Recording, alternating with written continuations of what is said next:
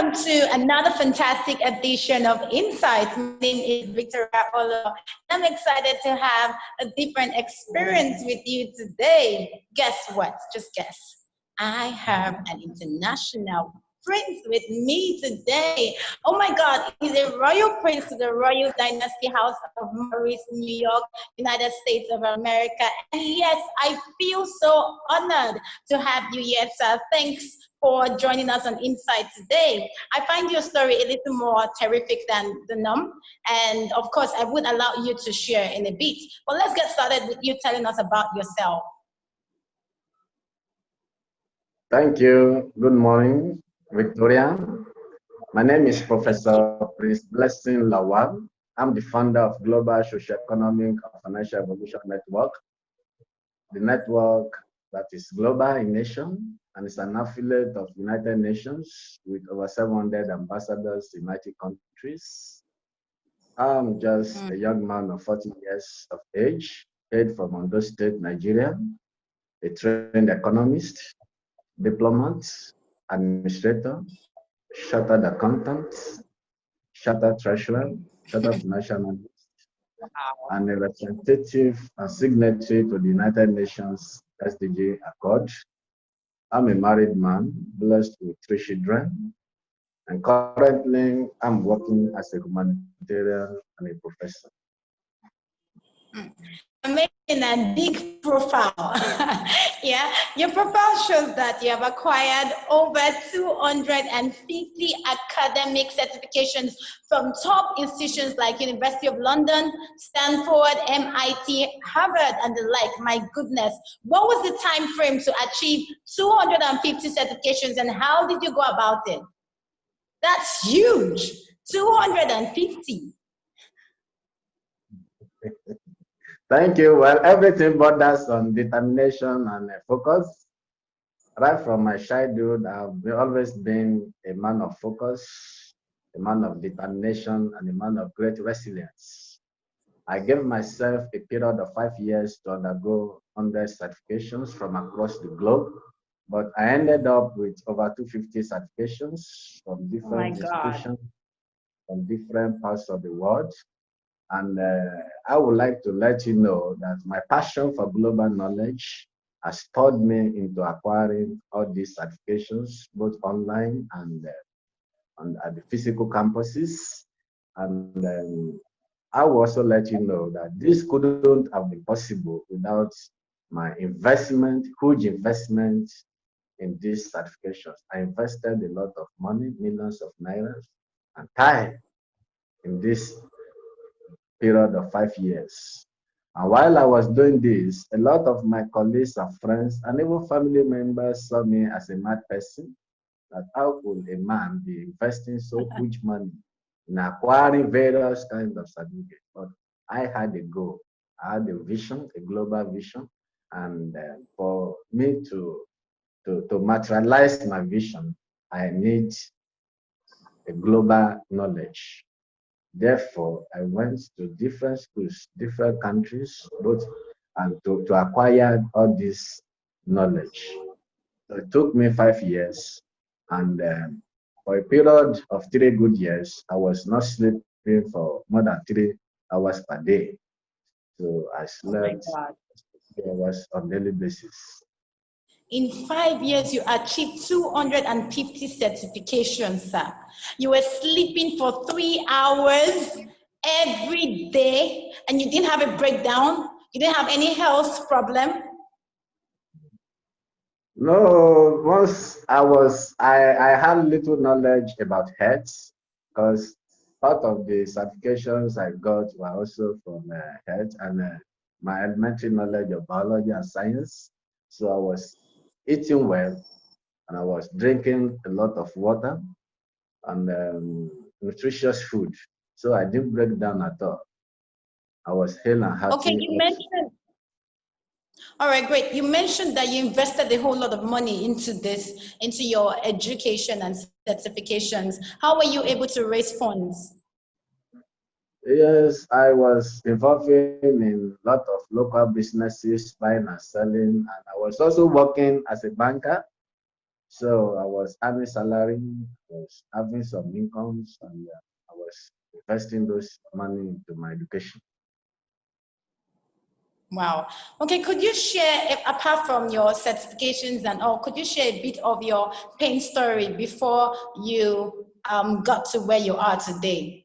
A bit of your pain story before rising to where you are, apart from Yes, I the said my childhood was very hilarious and exciting because I was a favorite of my father. And my father was a deputy imam, popularly known as Ladan, and he's also a prince. So on the academic aspects, my usual position at school was first position, and I was the class captain, and I was always a prefect, all through. So I was the favorite of my father, and he put me in a Quranic school, of which I graduated as one of the best scholars in the town. But something happened when I was in SS2. I had an encounter with Christ and I surrendered my life to Jesus. And wow. this became a problem in the community because people said, how could a Ladan's child become a Christian? So the persecution was so terrific that my dad had to renounce me and stop my sponsorship at that period of time. And I had no choice rather than to work hard. I engaged in manual labor, different kind of jobs to pay my school fees and all the rest. So I became very hated, envied, and persecuted by my parents, by my siblings, and by everybody around. So it wasn't easy for me, but I had a focus. I had a determination to become somebody in life. So I didn't relent. I labored with my hands, and I was able to get my way through my university, my first degree, second degree, and till today, God has helped me. Wow, amazing. So how have you been able to affect lives positively? Because in your profile, I got this, which is you've been able to affect lives positively without fear or favor. How have you been able to do that thus far? Mm. Well, at my childhood, early stage of life, I learned humanitarian works from my dad because my dad was a philanthropist, giving to the poor here and there on daily basis, and that was what I learned majorly from him. And this has been part of me affecting lives, mentoring people, giving out to the needy, supporting the poor, supporting those that are in need one way or the other. So I've been giving my best of resources to humanity globally without fear or favor. I don't expect any return. I don't expect any appreciation. I do things based on my capability and without expecting any favor or reward from anybody. I believe that my reward is from God. Hmm. Right, amazing. Thank you so much. The last question I have for you is what advice do you have for people who are yet to find clarity on their career path? What would you say is the way forward? You know, when I got the vision of this GSFEN, I was the head of financial control at a bank in Abuja, and I was in control of 15 branches. That is to tell you that I was a top management staff, apart from yes, I was a top management staff. And I got this vision that I needed to resign and undertake and form a global network of humanitarians. And these humanitarians we cut across all countries of the world. And it wasn't easy for me looking at my salary, looking at the benefits I was getting from bank, but I had to succumb. I had to obey God's instruction. So without informing my parents, without informing my wife, without informing any of my close associates, I tendered my resignation and left. And when I left, everybody saw me as a mad person. Even my wife was crying. Everybody was saying that I have taken a very wrong step. But the joy of it, that recently I was called upon by a bank in Lagos State, and they said they wanted to offer me a job of 300,000 per month, and they were ready. So they were persuading me, and I called my wife. I told my wife said, you cannot leave. This company you have started, you are no more going anywhere. And this was the same person that was crying and criticizing and condemning my action 3-4 years ago. Right. So that means if you undertake a venture, if you acted on God's instruction, it might be rough at the initial stage.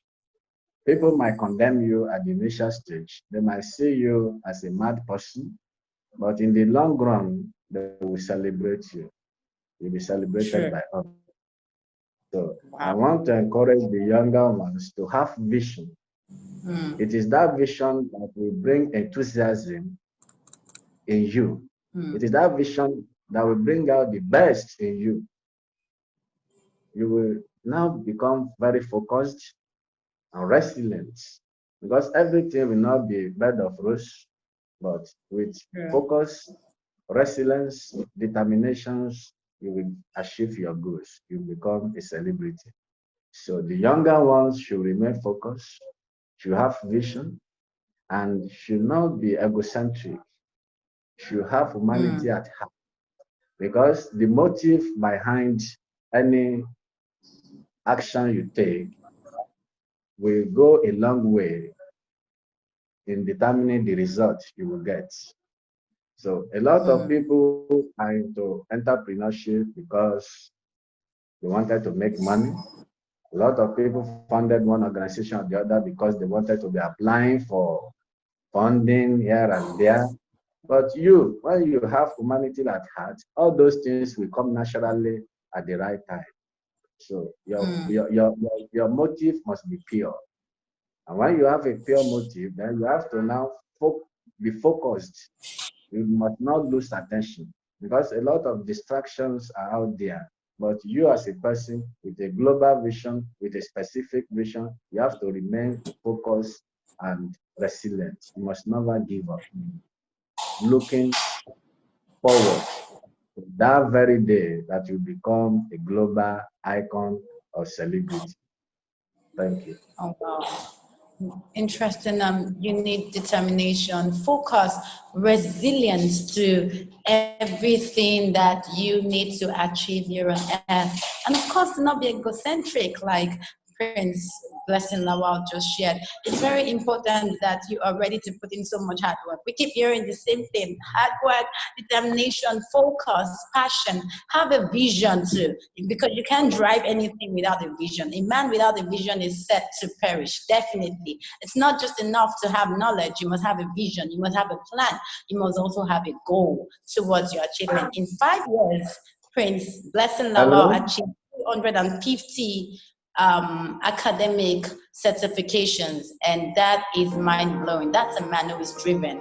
You can be as well. We've come to the end of this edition. Thank you so much for your time, sir. We truly appreciate this moment with you. I learned a lot, and I'm sure the audience out there too, they were able to learn 1 or 2 things. On today's edition on Insight, I'd like you to be encouraged, and also if you're yet to subscribe to our page, please do go over now to the subscribe button and click on subscribe. And don't forget to share with everyone in your world. I remain your host, Victoria Allwell. Do have a great time. So we'll come your way again next week.